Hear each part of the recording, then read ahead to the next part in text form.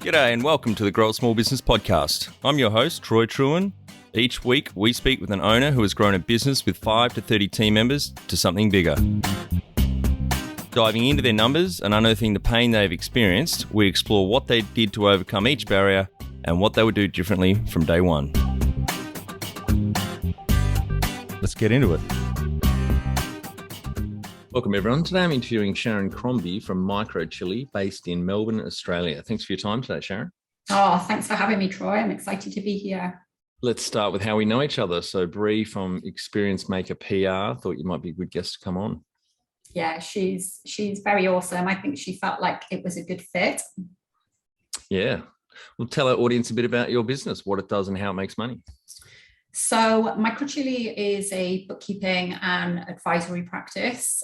We specialize in supporting entrepreneurs and small business owners, which means therefore that the model is low cost and fuss free, recognizing that small business owners are busy doing what they love. They don't want to deal with the paperwork and have smaller budgets than the larger firms tend to overlook. So we provide a wide range of services, including, of course, the full service remote bookkeeping, as well as the planning and strategy support through budgeting, forecasting, and financial health checks to make sure our clients are on track. Yep. Great. Much needed, and particularly in growing businesses, numbers are so important, but also most business owners hate doing the books and that kind of admin work. They always leave it to the last minute, or it's late, or it's poorly done. So I think it's one of the first things that business owners, unless they've got a passion for it or experience, should outsource that to an expert. Absolutely. How did you start out? So I actually launched Micro Chilli on my own as a side hustle in September 2020 at 47 years of age, late to the party as always, but I was obviously working full-time in a corporate job. Having been a management accountant for the last 30 odd years, I realized that it was the little guys that I wanted to support. But obviously this was important to work full-time while I was doing it, as it meant I could invest in growing the business while having the safety net of a full-time income. It also allowed me to see if it would be financially viable, because our model is, as I said, low cost, high volume. So I needed to make sure that I was going to be able to survive and pay the bills at the end of the day. So February this year, I finally stepped away from corporate and I'm now full-time in Micro Chilli with a full-time employee as well. So, yeah. Great, exciting. Very exciting. And so I assume you're a CPA or a CA, Chartered Accountant, or? I am a chartered management accountant, but we don't offer tax services or anything like that. So we're literally the management accountant side of things. Yep. So yeah, the fun stuff, yes, the forward-thinking stuff. And you use all the main accounting packages, I assume? Yes, for sure. So we predominantly work with Xero, but we've also got clients on QuickBooks Online and MyOp. So all of our platforms are online now, just so that they've got access to real-time information. Yeah, great. I absolutely hate MyOb. It's a piece of shit. Oh, same. Yeah. It's clunky. And so, yeah, definitely. But unfortunately, we haven't moved everyone across from it yet. You'll get there. We'll get there. World one client at a time. Xero is a great piece of software. And obviously, they're growing like no tomorrow and built for the cloud. Yeah, absolutely. And do you have some key numbers you can share to illustrate the growth of the business over the last almost 2 years now? Yeah, for sure. So since Micro Chilli has launched, our revenues have grown by 93% and our client base has increased by 86%. When we first started with Micro Chilli, we got up to about 20 hours a week while I was doing corporate, which was the whole point of obviously bringing on a new team member. However, now we're completely full-time in Micro Chilli, and so it's 35 hours for me and probably 35 hours for our team member as well. Yep. Great. So 2 team members now, started out on your own, pretty much point or half an FTE because you're doing it on the side. And do you have aspirations to grow the team?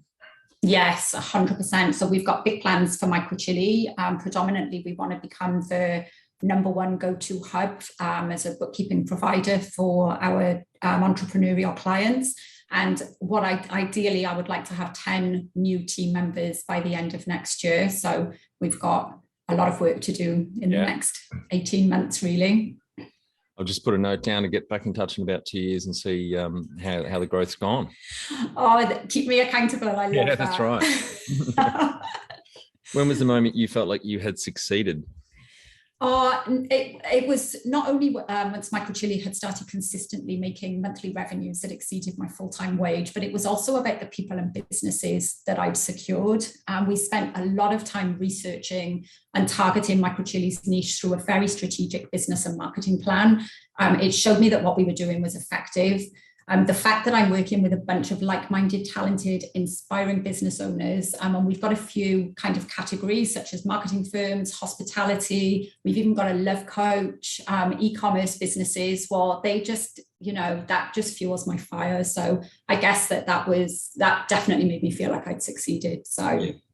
Yeah, I was going to ask that how you niche down. Oh, for fuck's sake, hang on. Look at my dog is barking. How? I tempted fate. Douglas. Sorry, it's literally going to snow down here all through Hobart on Saturday, so it's very cold at the moment. And wow. his sister's making sushi, so I think he wants a piece of that, being a Labrador. Sorry, back to niching down. So any specific industries that you go after, mainly in your marketing? For sure. So we've predominantly secured marketing clients and those in the digital space. And the reason that they were the niche market that I wanted to work with was because they were very digitally savvy. Because we are a fully remote service provider, it meant that we didn't have to explain to them how it was going to work. They already got it. Yeah, that's smart. Yeah, definitely. And not just that, they're very fun to work with. Yes. And we I didn't want to work with the boring, stuffy corporates that I've spent the last 30 years working with. So that was the main focus behind that. What does success look like to you? So for me, it's about achieving a balance between business and life. My ultimate goal is to work on and in Micro Chilli 4 days a week so that I can spend the other 3 with my family doing the things that we love. It also means building a business where I stay committed to the model, my audience, and the pricing and our approach to marketing so that the business grows in a viable way and can eventually operate without me is the long-term plan. Yep. Great. Number one thing you'd recommend to marketing a fast-growing business? So before you launch, take the time to understand, like we said, who you want to target and what they need and where they are. Then develop compelling branding and ensure you roll it out across all the platforms like your website, social media in a consistent way, and develop a strategy that resonates with them.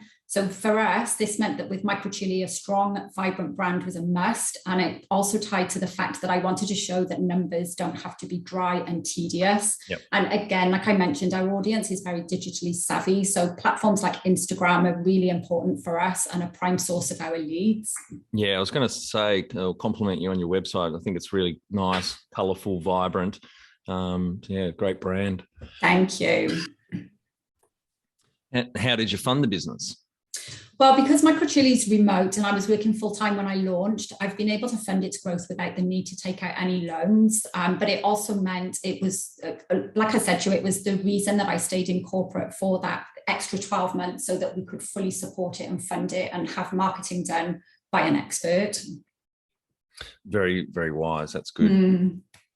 If you were to start up today with plenty of funding, would you go into your industry? Oh my God, 100%, definitely. I've worked in the numbers world for my entire career, and I just love being able to extract the data and showcase the stories that they tell so companies and individuals can see what they need to do to grow and succeed. I always say you might be doing the work you love with people and enjoy working with, but the numbers are a true indicator of your success because they're ultimately what keeps the lights on. Totally agree. And I think the numbers and having a forecast or a budget looking 5 or 10 years down the road, is the backbone to a successful small business. 100%. Can you outline the most stressful point in your small business growth journey so our audience can learn from it? So prior to Micro Chilli, I actually had 2 businesses that I launched that failed, and they failed in a big way. Obviously, it was really stressful because I made some big investments that didn't really pay off, all about the shiny syndrome, shiny new object that, you think is going to work and doesn't. Been there, done that, got the t-shirt. We've all done it. We've all done it. I didn't create things like business plans. You know, despite being process driven, we numbers pros don't really do the business plans because they're actually too hard. And I also listen to the opinions of others a little bit too much instead of, you know, my own head and heart. So all of the learnings from the 2 failures I took on board when getting Micro Chilli off the ground. So many said focusing on bookkeeping was a waste of a qualification. Obviously, I'm a management accountant. How would I ever make money by focusing on small business owners? And it goes back to what I was saying before about understanding Micro Chilli's audience and then developing a model and marketing the business in a way that spoke to their needs specifically. But it was very stressful, very stressful. Can you tell us a bit more about those 2 businesses? Like roughly when were they and what kind of businesses? Sure. So it was actually 10 years ago when I first went into a franchise model in the UK. And the plan was that I was going to bring that franchise model to Australia. Now, the markets are very different from the UK and Australia. So, you know, I took the franchise because the brand awareness was already out there. So in Australia, I felt like, you know, I was starting from the beginning and yet still paying for a franchise model. So that it just didn't really work for me. So that fell by the wayside. And then what was the franchise in? Was that in bookkeeping as well? But it was a one-stop shop. So in the UK, when you're a management accountant, you can still offer tax as a service. Well, we obviously couldn't do that in Australia. So the model was definitely different, but it was bookkeeping and accounting in the UK, just bookkeeping in Australia. And then the second business I launched based on what everyone thought I should be doing. So I was doing CFO services for corporates. Yep. And the issue with that was I ended up working for people that were the same people that I'd had as my boss in corporate. And so, a lot of lessons learned from there. It wasn't my passion. It wasn't what I wanted to do. There was a lot of imposter syndrome. And I was like, why am I doing this? I went back to work in the end. And then I was like, why am I doing this as well? Yeah. I just want to do what I want to do. Yep, great. So virtual CFO, Chief Financial Officer. You know, it's good. Some people love that role. And I don't know if you know of the FD Centre in the UK. No. They provide they're here in Australia now, actually. Provide those virtual CFO roles. I think virtual CFO roles are great as long as you are serving the audience that you want to serve. And I didn't. So, Great. And what area in business do you feel you've had to work on the most to add the greatest value? The marketing, 100% the marketing. Launching a new business means no one knows about you and you don't have the proof points yet. So I made sure that I invested in this from the very beginning and outsourced things like my branding, messaging and website to the experts because I would never have been able to accomplish what those girls had done for me. And then last year I took another step by investing in public relations. And I know not much is known about the value that service actually provides, but you know, that means that I've been able to have my insights shared, tips and learnings with business publications such as Accountants Daily, Inside Small Business and Dynamic Business, as well as small business communities, including Business Chicks and One Roof. So that has been like invaluable, really. Yeah. And awards as well. Awards has also played a significant part in it. So, yeah. Yeah, I've heard PR, a lot of people think it's dead or dying, but a few business owners, some guests that I've had on, but other business owners I've spoken with have said, raved about the value they've gotten out of PR. So, yeah, honestly, I can't recommend it enough. It's done so much for our credibility and it's just amazing. What have you enjoyed the least about managing fast growth? So I think that it can be very overwhelming. You want to do everything for everyone, and knowing that there are short lead times at play, you know you're going to struggle to fit it all in, but because you don't want to disappoint or let clients down, you kind of end up saying yes to everything. It's the same for our client base. They do the same. So, you know, there's again, like we were saying earlier, I've had to make sure that there's a ton of processes in place so that I'm really able to support and guide them. But there's a lot of early mornings and late nights in order to facilitate it all. What do you love most about growing a small business? 100% getting to work with the people that I have always wanted to work with. Seeing them succeed is so rewarding. And many of my clients have become such good friends in the process. I also love the flexibility. I get to work the hours that I want, take time to spend with my family, the after school things like netball and all those things that you couldn't do when you were in full-time corporate. So, that's been absolutely amazing. And then the other thing would be the small business communities that I'm part of. I've met some amazing fellow entrepreneurs who've become just the support that you get from them is just superb. What has been the biggest mindset shift for you in your small business growth journey? Oh, letting go of instant gratification, knowing that things can take time and it's okay to make mistakes. I think in the early days of launch, I found I was investing all of the time and all of the money, and yet the needle simply wasn't moving. So, now I've let myself come this far, so there is no way that I'm going to go back. I've believed in my vision and stuck to it, and this ultimately has paid off. The number one habit you think a small business owner needs to develop and maintain? Consistency every time. Every aspect of Micro Chilli is meant staying true to, our target audience. Even if a large company with a big budget approaches us, committing to our pricing and ensuring the brand, tone of voice and messaging is uniform it has got to be consistent. Same as my daily actions. Sticking to a routine allows me to dedicate time to, both Micro Chilli and my family. So. Want to become the best manager you can be? Check out our Kick-Ass Manager course at growasmallbusiness.com. Do the course and add your fellow managers for no extra cost. Join the 30%. 70% of people quit their job because of their manager.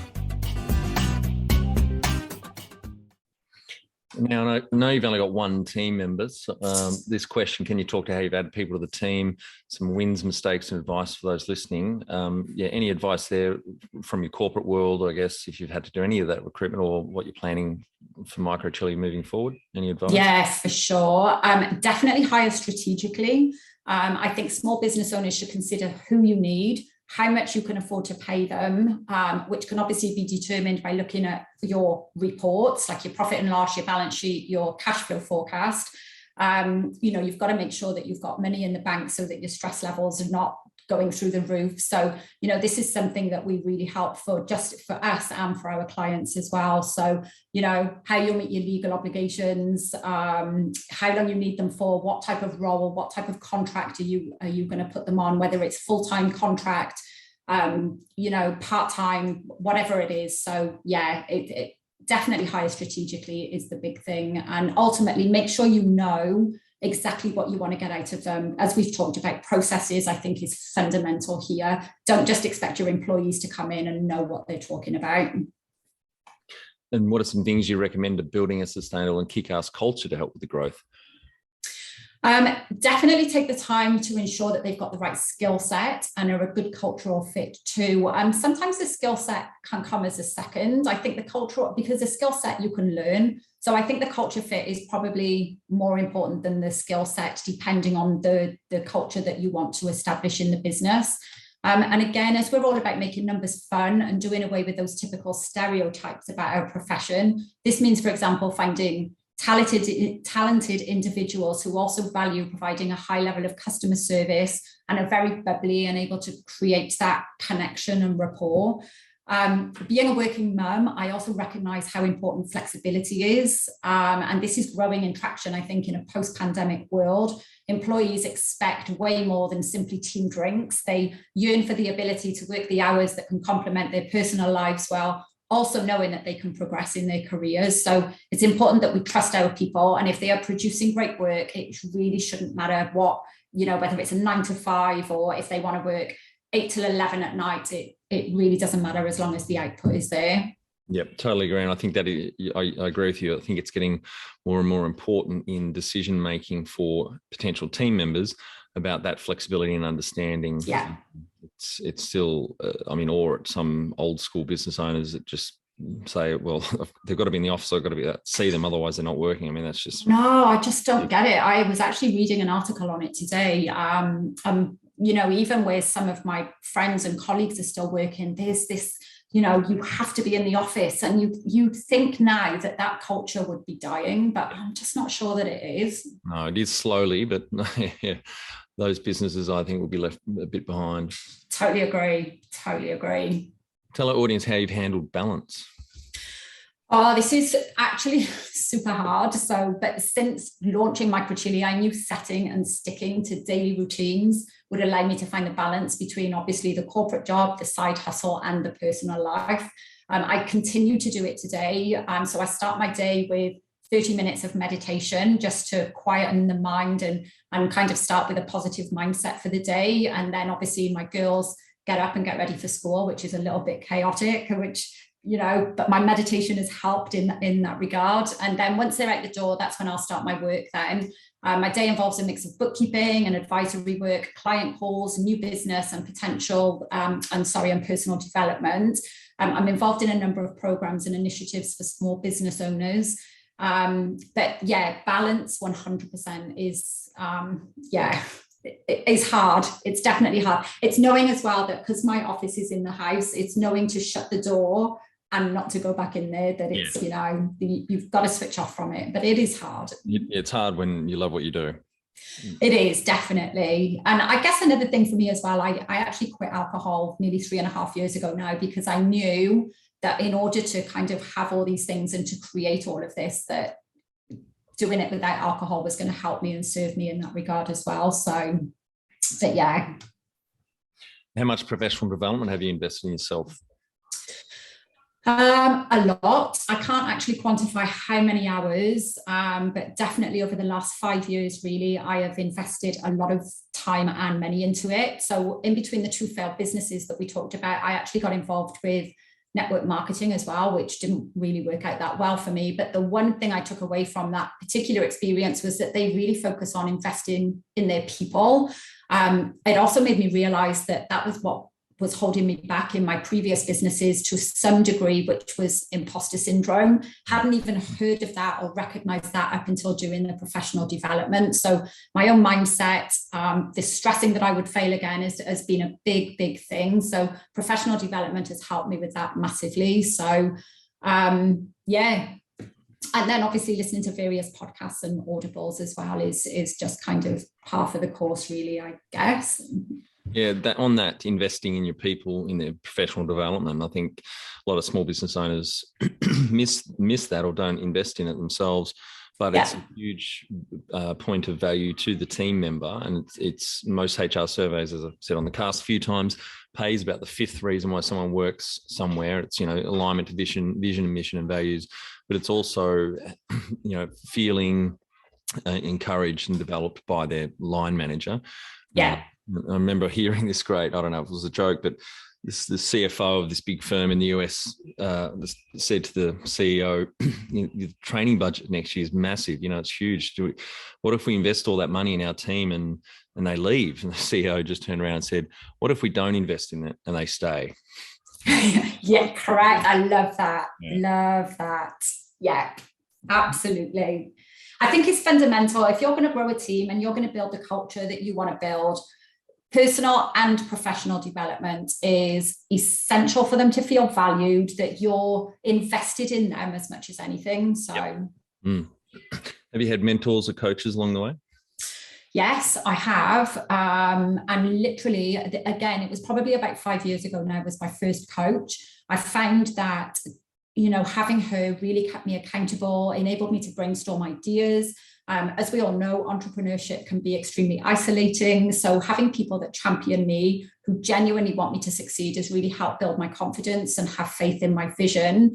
The first one that I met was actually through a female entrepreneurship Facebook group, and we met face to face. And to be honest, I'd never even thought about getting a coach until I spoke to her. And once we started chatting, I realized I needed somebody like her just to help me get out of my own head.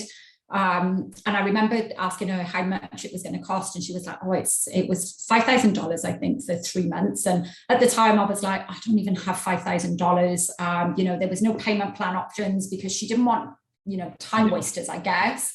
And probably in hindsight, 5,000 is not actually that much, but somehow I managed to, cobble the money together, and so glad I made the investment. As over the 3 months, we covered things like the importance of gratitude, how to get crystal clear on your inner critic so that, I could start to question and reframe my thoughts, and develop ways to respond to, that inner critic in more constructive ways and move forward. So, things like listing my goals, any beliefs that came up with those goals, thoughts and criticisms that were standing in the way of achieving them. So, do you have a board of directors or advisors? I actually do. Only as of recently, I joined the Accelerate board with a business and entrepreneurial advisory firm, Caragio. And I also have an inner circle support group with One Roof, which is a digital networking group for small business owners. Both of which have been amazing as they've allowed me to step away from working in the business to on the business. So, where we can take a deep dive into our challenges and what we need to do to overcome them. And the impartial support and feedback just, keeps me in the business moving forward. And you're one of the few that we've had on that it's exited business. You got any advice for you exited too?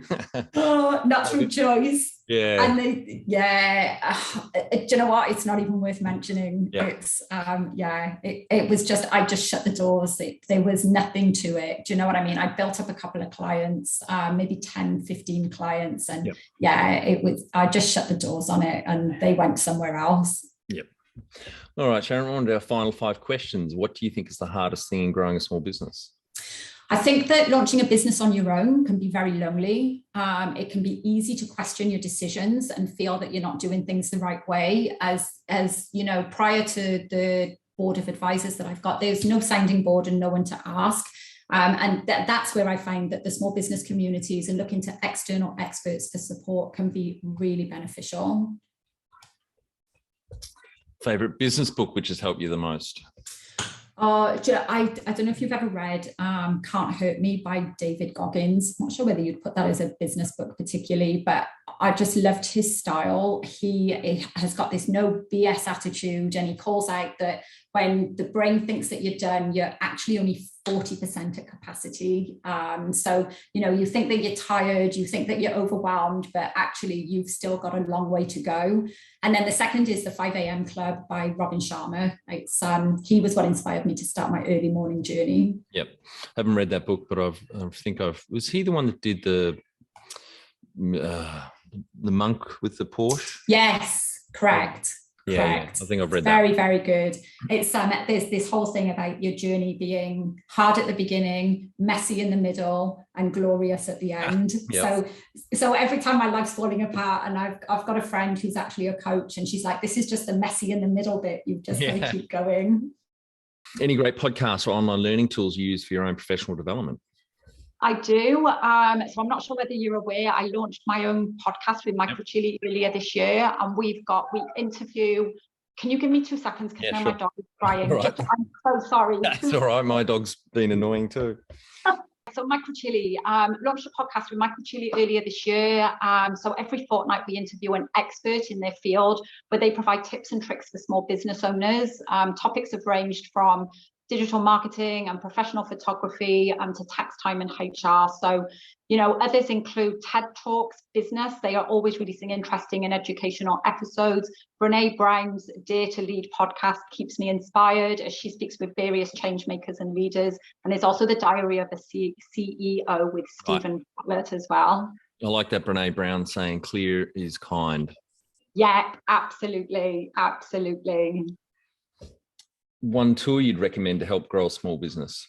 Oh, I'm an accountant, so it's got to be the finance software tool. Yep. So Xero is probably the number one that I would recommend. Yes. QuickBooks very closely behind. MyOb, if you have to. No, don't go near it. And finally, my favorite question: what would you tell yourself on day one of starting out? Some days will be hard. Some days will be really hard, but you've got to remember why you started in the first place. So your why is super, super important. You've come this far, do not turn back, and 100% stay true to your vision, and do not let other people start influencing you with what they think you should do. Right. Thanks very much for your time today, Sharon. I think the audience got a lot of value out of what you shared with us. We'll check back in a couple of years when you've hit that 10 team member mark, and look forward to hearing how it all goes. Oh, awesome. Thank you, Troy. I've loved it. Thank you. And for our audience, we would greatly appreciate a review in iTunes or whatever platform you listen to us on. More reviews means we bubble up higher in iTunes, etc. So more business owners looking for podcast help with their growth will find us.